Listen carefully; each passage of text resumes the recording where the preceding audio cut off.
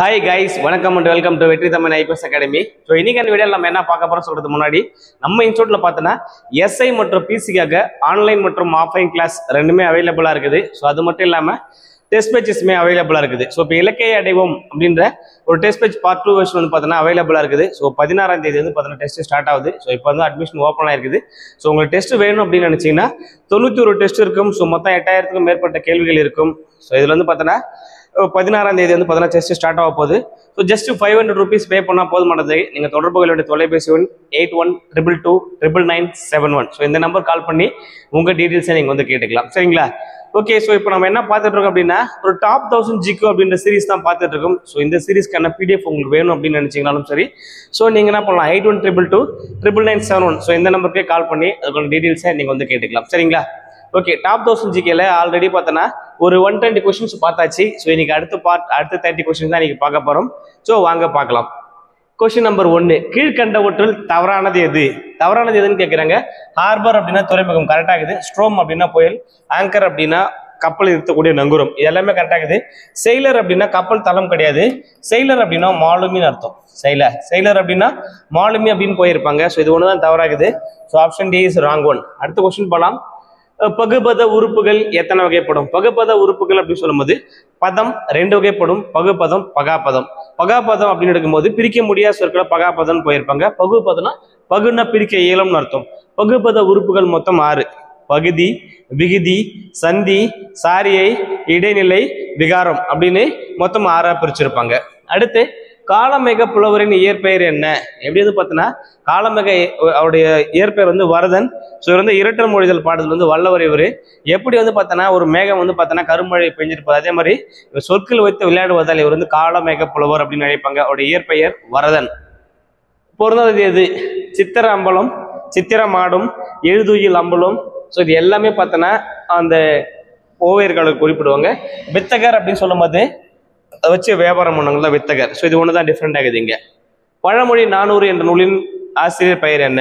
பழமொழி 400 என்ற நூலின் ஆசிரியர் பெயர் சொல்லும்போது மூன்றுரை அரையனார்.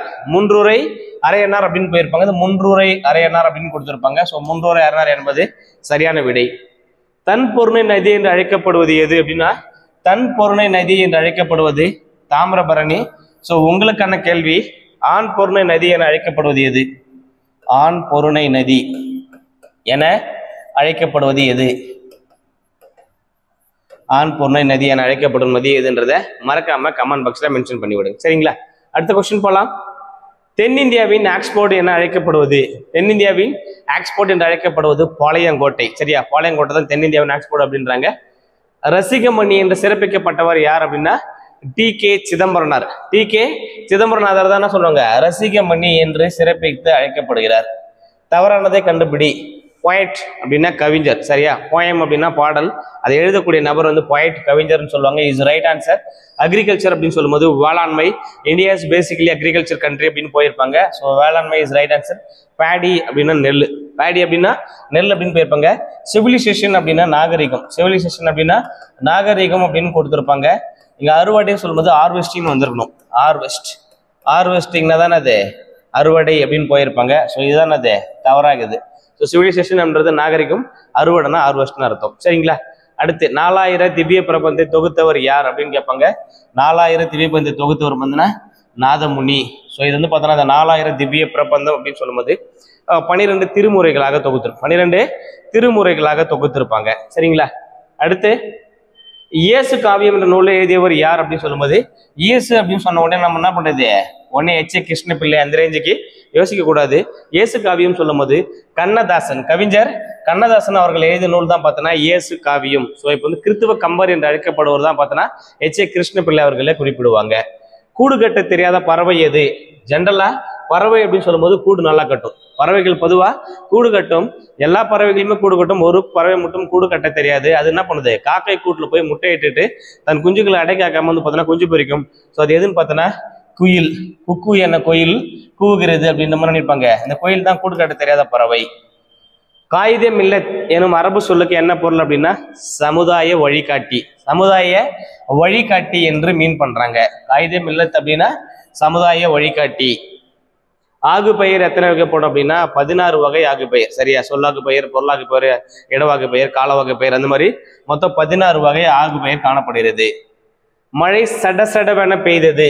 சட சட அப்படின்றது பார்த்தோன்னா இரட்டை கிளவியா, இதுல வந்து பார்த்தோன்னா இவர் என்ன பண்ணுவாங்க, பண்பு தொகை, இரட்டை கிளவி, அடுக்கு தொடர், இந்த மாதிரி கொடுத்துருப்பாங்க. எதுன்றது நம்ம கண்டுபிடிக்கணும் அப்படின்னாக்கா சட சட சட அப்படின்னு சொல்லும் போது இந்த மாதிரி ஒரு வார்த்தை 2 முறை 3 முறை அடிக்கு வந்து தனியா பிரித்து பொருள் கொடுத்தா அதுக்கு பேர் அடுக்கு தொடர். பிரித்து பொருள் கொடுத்தா அடுக்கு தொடர்.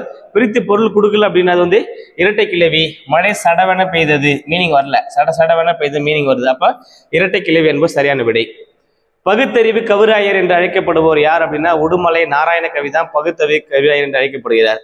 தமிழ்நாட்டில் வனக்கல்லூரி அமைந்துள்ள இடம். சரியா? ஃபாரஸ்ட் காலேஜ் சொல்லும்போது மேட்டுப்பாளையத்துல கொடுத்துருப்பாங்க. மேட்டுப்பாளையம் வனக்கல்லூரி.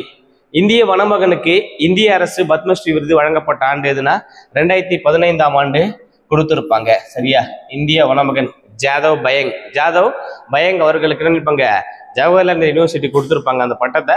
இவருக்கு பத்மஸ்ரீ விருது வந்து 2015ஆம் ஆண்டு வந்து கொடுத்துருப்பாங்க. சொல்லின் முதலில் மட்டுமே வருவது எது? சொல்லின் முதலில் மட்டுமே வருவது அப்படின்னு சொல்லும்போது அவுகார குறுக்கம் சொல்லின் முதலில் மட்டுமே வரும். இது என்ன பண்ணது, இடையிலும் இறுதியிலும் வராது. இடைக்கமா இறுதி என்ன பண்ணாது, வராது. இப்படின்னு கேட்கலாம். சொல்லின் இடையிலும் இறுதியிலும் வராதது எது அப்படி கேட்டாலும் அவுகார குறுக்கம் தான். சொல்லின் முதலில் மட்டுமே வருவது எது அப்படின்னு கேட்டாலும் அதுவும் அவுகார குறுக்கம் தான். சரியா? ஸோ ரெண்டுமே ஒரே மீன் பண்ணி தான் போயிருப்பாங்க. சுத்த தியாகி என்று அழைக்கப்பட்டவர் யார் அப்படின்னா முத்து ராமலிங்க தேவர். அழைத்தவர் யார் அப்படின்னு பார்த்தோன்னா தந்தை ஈவேரா பெரியார் அவர்கள் தான் இருப்பாங்க. இவரை சுத்த தியாகி என்று அழைத்திருப்பாரு. சரியா? அழைத்தவர் அப்படின்னு கேட்டா பெரியார், அழைக்கப்பட்டவர் யாருன்னு கேட்டா முத்துராமலிங்க தேவர். அடுத்த கொஸ்டின், சொல்லின் செல்வர். சரியா? சின்ன வார்த்தை தான் மாத்தணுங்க. சொல்லின் செல்வர் அப்படின்னு கேட்டா ராப்பி அப்படின்னு கொடுப்பாங்க. ராப்பி சேது பிள்ளை, இவர் வந்து சொல்லின் செல்வர். சொல்லின் செல்வன் அப்படின்னு கொடுத்தா அனுமன். சொல்லின் செல்வன் அப்படின்னு சொல்லும் போது அனுமனை குறிப்பிடுவாங்க. சொல்லின் செல்வன்னு. சொல்லின் செல்வர் அப்படின்னா ராப்பி சேது பிள்ளை. சொல்லின் செல்வன் அப்படின்னா அனுமனை குறிப்பிட்டிருப்பாங்க. வேகத்தின் அலகு. வேகம் அப்படின்னு சொல்லும் போது கடந்த தொலைவு டிவைடட் பை கடக்க எடுத்துக்கொண்ட நேரம். சரியா? தொலைவின் அலகு மீட்டர், நேரத்தின் அலகு வினாடி. ஸோ மீட்டர் பை வினாடி என்பது சரியான விடை. கடல் நீரை குடிநீராக்க முறை எது அப்படின்னு சொல்லும்போது இப்போ நம்ம எல்லாருமே பார்க்குறோம். ஸோ தண்ணி குடிக்கும்போது என்ன தண்ணினா இது ஆர்ஓ தண்ணியா அப்படின்னு கேட்டு வாங்குறோம். ஸோ அந்த ஆர்ஓன்றதான் கான்செப்ட். ரிவர்ஸ் ஆஸ்மாசிஸ், எதிர் சவுடு பரவல் முறை. ஸோ எதிர் சவுடு பரவல் என்பது சரியான விடை. வெப்பத்தின் எசையலுக்கு ஜூல். வெப்பம் அப்படின்னா ஜூல் என்பது சரியான விடை. வெப்பத்தை கல்லூரிகளாக அளக்கப்படுகிறது. வெப்பத்தை அலகு கல்லூரியும் பயன்படுத்துவாங்க. ரெண்டுமே சரிதான். இது எஸ்ஐ அலகு, இது சிஜிஎஸ் அலகு அப்படின்னு சொல்லுவாங்க. சரியா? சிஜிஎஸ் அலகுன்னா சாதாரண அலகு அப்படின்னு அழைப்பாங்க. வெப்பநிலையின் எஸ்ஐ அலகு. வெப்பநிலைன்னு சொல்லும்போது கெல்வின். வெப்பநிலைனா கெல்வின், கே என்ற சிம்பிளை யூஸ் பண்ணியிருப்பாங்க. இதுவும் கரெக்டு.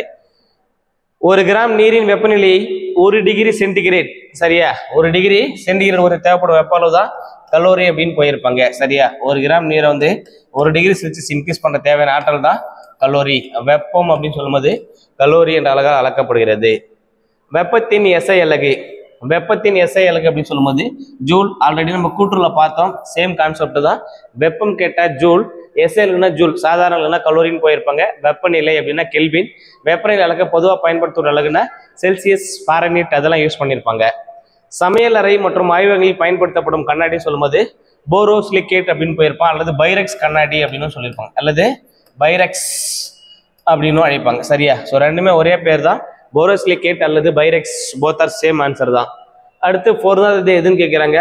ஆரல்வாய் மொழி, பாபநாசம், முப்பந்தல், அலுமினியம். ஸோ இது எல்லாமே பார்த்தோன்னா மின்சார மூலங்கள். இது மட்டும் மின்சாரத்தை கடத்தக்கூடிய ஒரு உலோகம். அதனால அலுமினியன்றது ராங் ஒன்னா வெளியே போகுது. வேதி ஆற்றலை மின்னாற்றலாக மாற்றுவது எது? வேதி ஆற்றலை மின்னாற்றலாக மாற்றும் சாதனம்னா மின்கலம். ஸோ ஃபைனல் கொஸ்டின் உங்களுக்கான கேள்வி. எங்கிட்ட இப்போ வந்து வேதி ஆற்றல் மின்னாற்றலாம் மாத்திட்டேன். எங்கிட்ட என்ன இருக்குன்னு பார்த்தோன்னா ஒரு இயந்திர ஆற்றல் இருக்குதுன்னு வச்சுக்கோ. ஒரு இயந்திர ஆற்றல் எங்கிட்ட இருக்குது. இந்த இயந்திர ஆற்றலை நான் என்னவோ மாற்ற போறேன்னா மின்னாற்றலாம் மாற்ற போறேன். இயந்திர ஆற்றலை கன்வெர்ட் இன்டு மின்னாற்றல் அப்படின்னும் போது இதுக்கு என்ன கருவி ஓப்பன் எதை யூஸ் பண்ண எந்த சாதனத்தை யூஸ் பண்ணுறாங்க அப்படின்றத மறக்காமல் கமெண்ட் பாக்ஸில் போஸ்ட் பண்ணி விடுங்க. ஸோ தொடர்ந்து இணைந்திருங்கள். ஸோ இன்னும் அடுத்த வீடியோவில் அப்டேட்டடாக உங்களை மீட் பண்ணுறேன். ஸோ நிறைய பேர் வந்து பார்த்தீங்கன்னா தளர்ந்து போயிருக்கீங்க, என்னை எப்போ நோட்டிஃபிகேஷன் வரும்ன்ற மாதிரி ஒரு பெரிய டிப்ரெஷன் இருக்கீங்க. நான் எப்பவும் சொல்கிறேன், இது வந்து பார்த்தீங்கன்னா உனக்கான ஒரு பீரியட், உனக்கு கொடுக்கப்பட்ட ஒரு மிகப்பெரிய ஆப்பர்ச்சுனிட்டி. இந்த டைமை கரெக்டாக யூட்டிலைஸ் பண்ணிக்கோ. நேரம் அதிகரிக்குதுன்னா நீ படிக்கிறதுக்கு நேரம் எக்ஸ்ட்ரா இருக்குதுன்னு அர்த்தம். ஸோ நல்லா படித்து வச்சுக்கோ. எக்ஸாமில் எந்த கொஸ்டின் கேட்டாலும் கிளியராக போடுற அளவுக்கு பார்த்தீங்கன்னா உன்னை தயார்படுத்திக்கிட்டு நோட்டிஃபிகேஷன் வெயிட் பண்ணு. ஸோ நோட்டிஃபிகேஷன் தேவையில்லாம அதே மைண்ட் டிப்ரெஸ் பண்ணிட்டு உட்காந்துருக்காத. ஸோ உன் வேலையை நீ சரியாக செஞ்சுக்கிட்டாரு. அவங்க நோட்டிஃபிகேஷன் விட்ட உடனே என்ன பண்ண போற? ஸோ ஈஸியாக இது பண்ண போற. ஓவரால் ரிசல்ட் வருமானு கேட்டே இருக்கேன். ப்ராபபிளி வித்தின் தி வீக் இல்லை நெக்ஸ்ட் வீக்குள்ள நம்ம என்ன பண்ணலாம்? ஸோ ரிசல்ட் வந்து கண்டிப்பாக எக்ஸ்பெக்ட் பண்ணலாம். பிசிகல் ரிசல்ட் ஃபஸ்ட்டு பப்ளிஷ் பண்ணுற மாதிரி ஒரு ஐடியாவில் தான் இருக்குது. ஸோ கூடிய விரைவில் வந்து பார்த்தீங்கன்னா அதுக்கான அப்டேட் கிடைக்கும். ஸோ அப்படி அப்டேட் கிடைச்சிச்சுன்னா உங்களுக்கு திரும்ப அப்டேட் பண்ணுறோம். ஸோ இன்னொரு வீடியோவில் இன்னொரு கண்டென்ட்டோட உங்களை மீட் பண்ணுறேன். Thank you so much.